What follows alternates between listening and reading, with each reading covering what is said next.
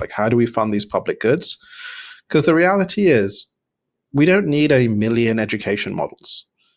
We just need a Starship catcher level team to do it properly once and then update it every so often, which is also remarkable. Like, you've got an amazing teacher in a box. You have an amazing doctor in a box.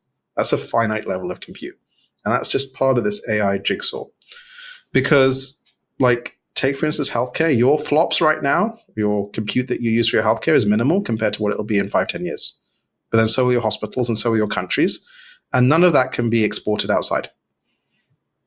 That has to be on location. And so, again, we need to build that infrastructure. We need to decide the governance of it.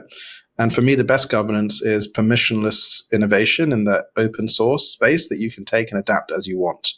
Because the final part of this is that models are trained like graduates, curriculum learning. You teach it generalized knowledge, then specialized knowledge, then localized knowledge. So we can actually just build that stack. And that's kind of what we're doing at Intelligent Internet. Wow. That's one of the best pathways I think I've heard. You hear so much on this topic, but it seems like a lot of fluff, like, oh, there's this idea of decentralization, but how do we actually do it? That is the big question that's not being answered enough. It's a great Well, I mean, this comes to Coase's theorem, of organizational spread, and Metcalfe's theorem of, you can only have 150 friends. Like, the friction costs of coordination are removed by this intelligence because, let's say, for instance, climate, right?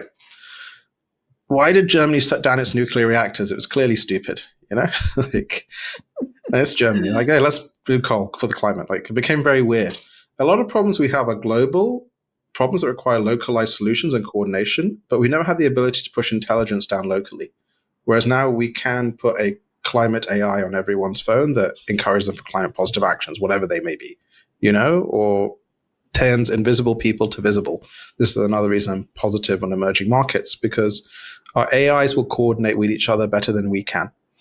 But we better ensure that the AI's objective function is allowing us to have maximal agency versus trying to increase the profit margins of someone else.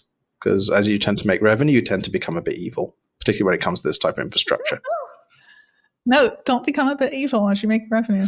Great point. Well, it was that old. Do you remember the Facebook sadness experiment? They took 600,000 users and they had the theory: if we show the users sadder things, they will post sadder things.